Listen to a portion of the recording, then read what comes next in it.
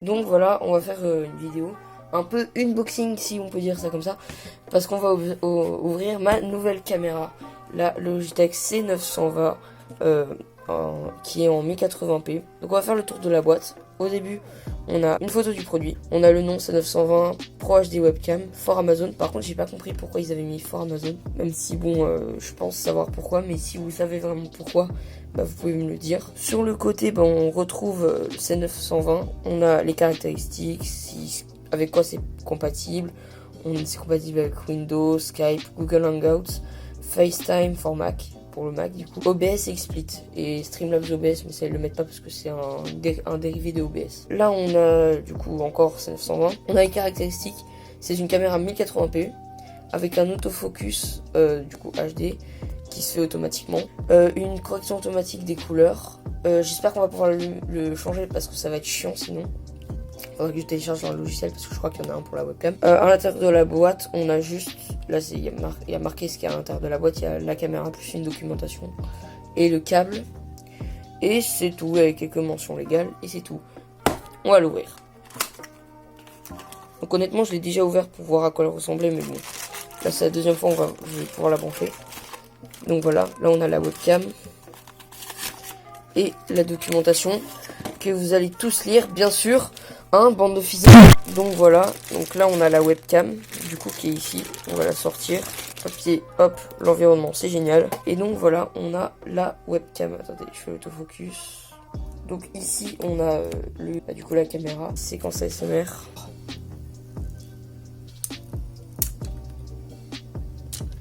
C'est ça quel plaisir.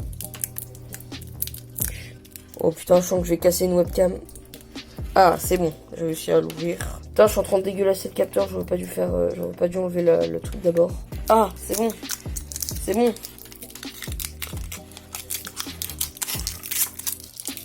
C'est bon, voilà, on a la webcam sans rien.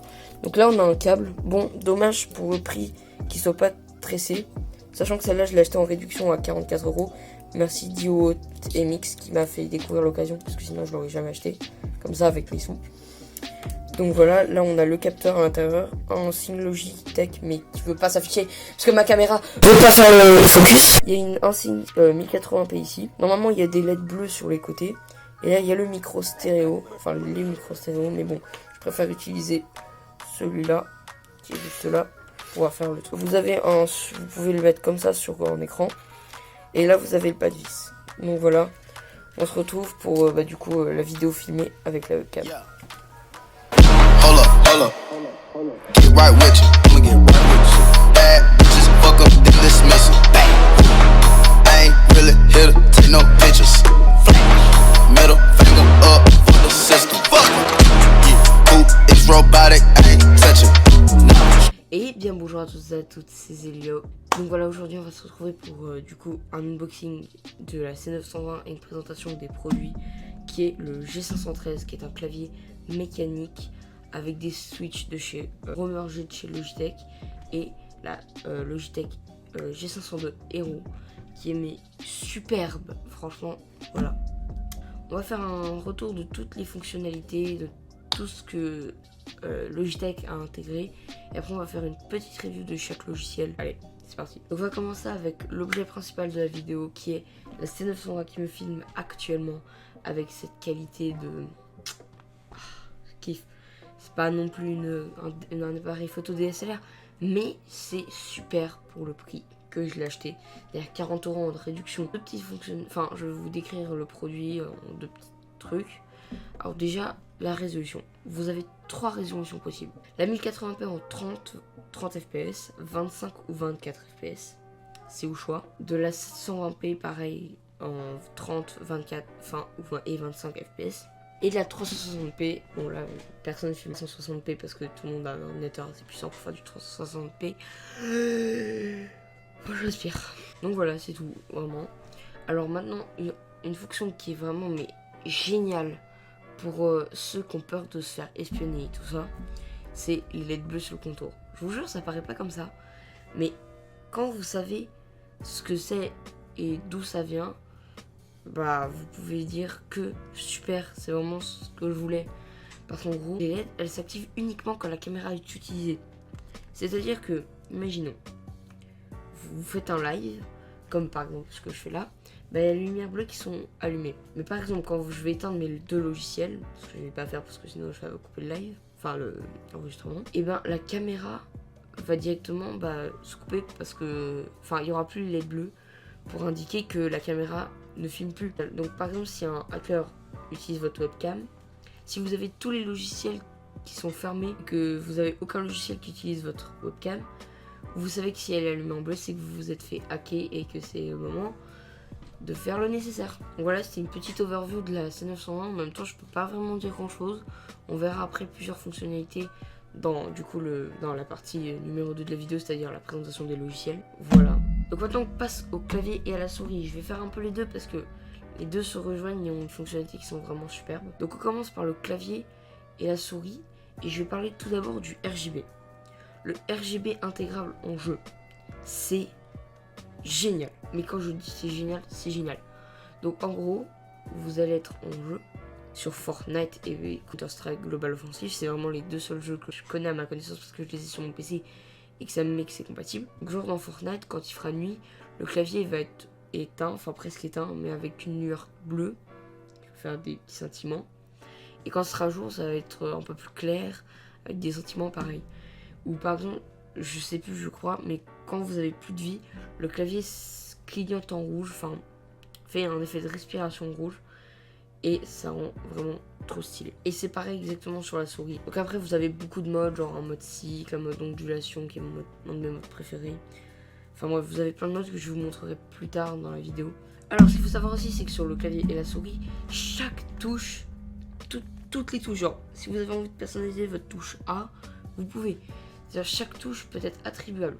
Genre si vous voulez que votre touche A ça fasse CTRL-C ou CTRL-V ou même n'importe quel raccourci, même vous pouvez écrire un texte avec un mot, vous pouvez. C'est vraiment la force du logiciel. Par contre il faut vraiment installer le logiciel. On regrettera quand même l'absence de touches macro quand même sur le côté pour pouvoir attribuer des touches sans supprimer la moitié. On regrettera aussi l'absence de port multimédia, de touches multimédia comme sur le Corsair K55 que j'utilise en alternance avec celui-là.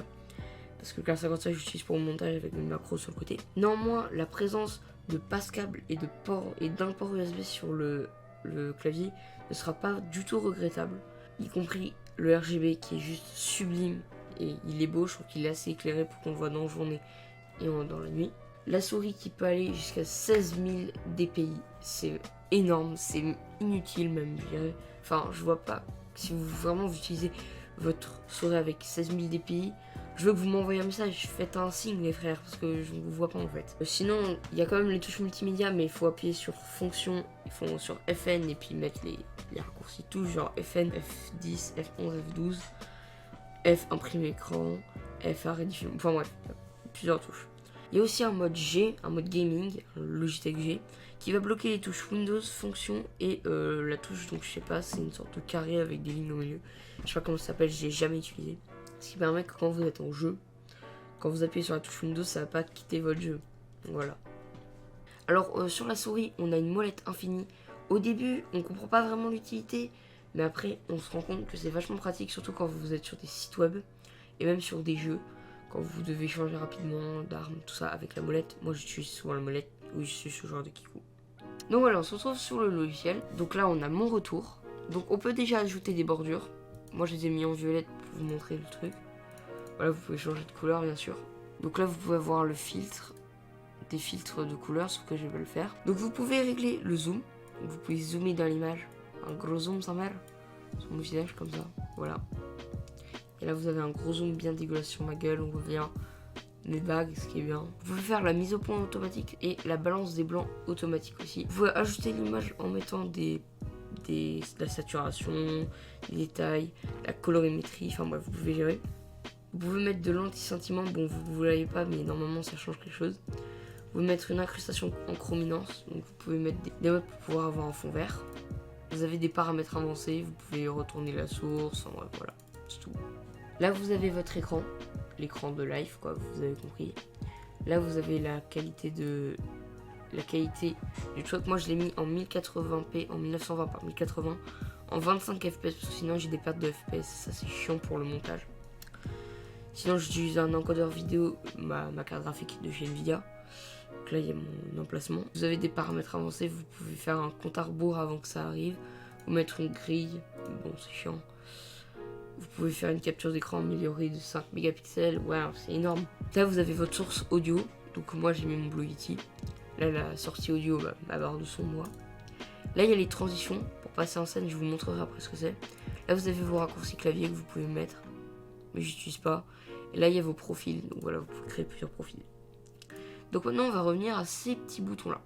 Donc là vous avez le bouton enregistrer bien évidemment, mettre pause, faire une capture d'écran. Là vous pouvez ouvrir le fichier là où il y a tous les rushs de vos vidéos. Ici vous avez tous les modes. Donc vous avez le premier mode qui est du coup la webcam. Deuxième mode qui est uniquement l'écran. Le troisième mode qui normalement apparaît comme ça, mais moi j'ai mis comme ça. Qui met la webcam comme ça et l'écran. Vous pouvez faire l'inverse, comme ça. Sinon vous pouvez avoir le mode vertical, ça c'est un mode que j'aimerais vraiment avoir dans Streamlabs OBS. C'est vraiment la caméra verticale. Et l'autre côté en horizontal. Alors sachez que vous pouvez faire des lives avec celui-là. Enfin vous pouvez enregistrer en vertical. C'est-à-dire vous pouvez les poster sur des stories Instagram. Ça c'est génial. Merci Logitech d'avoir pensé à ça. Et là vous avez le contraire. Donc du coup vous avez la source ici et la webcam là. Donc voilà, on en a fini pour le logiciel de chez Logitech. Bon là vous pouvez régler le volume de votre micro et de votre casque. Maintenant on va passer au logiciel du clavier qui est beaucoup moins avancé. Mais qui reste n'empêche assez sympa. Donc oui vous pouvez aussi revoir les paramètres de la C920 mais bon on va pas le voir parce que c'est à peu près la même chose mais en beaucoup moins évolué. Là vous avez la G502. Vous pouvez personnaliser les couleurs grâce à ça. Là vous pouvez faire des affectations sur chaque côté avec les 11 boutons de la souris. Donc voilà vous avez tout ce que vous pouvez mettre. Là vous avez la sensibilité. J'ai réglé de base à 1900, celle que j'utilise souvent. 100 c'est vraiment genre quand je veux viser. 3800 c'est un truc un peu plus amélioré et 16000 c'était pour le délire, donc en gros je vais vous montrer ce que ça fait sur 16000. Voilà, sur 16000 c'est vraiment ça. Attendez, si je le mets vraiment sur 16000, hop là, genre vraiment à peine je fleure la souris, hop là elle part de l'autre bout. Maintenant on passe au clavier, le J513. Donc voilà, vous avez vos modes pareil, vous pouvez personnaliser touche par touche via le freestyle, mais bon là j'ai vraiment pas envie. Donc là vous avez vos animations, vous avez vague de couleurs fixe, donc ça reste fixe. Cycle, du coup c'est un cycle de couleurs. Vague de couleurs c'est le mode qu'il y a souvent. Attendez, il s'est pas mis. Vague de couleurs c'est le mode que vous retrouvez souvent sur le clavier. Pulsation c'est pareil, c'est ce mode là. Ondulation c'est vraiment le mode où vous appuyez sur une touche. Quand vous appuyez sur une touche, attendez, regardez sur la webcam. Donc vraiment quand vous appuyez sur une touche ça fait une vague. Là, mettre. Échantillonneur d'écran, ça va prendre dans l'écran du coup. C'est pas ouf, mais perso je trouve qu'il fonctionne pas très bien. Starlight c'est un mode un peu étoile. On va le mettre un peu plus élevé. Voilà, c'est un mode qui est assez sympa, perso j'aime bien. Visualiseur audio c'est quand vous écoutez de la musique, ça va, du coup ça va faire un visualiseur. EcoPress quand vous allez appuyer sur une touche, ça va s'allumer une couleur que vous pouvez personnaliser à chaque fois via ces boutons là. Alors il y a plusieurs trucs qui sont vraiment bien, c'est les effets d'éclairage en ligne. Donc vous pouvez télécharger directement en ligne les effets d'éclairage.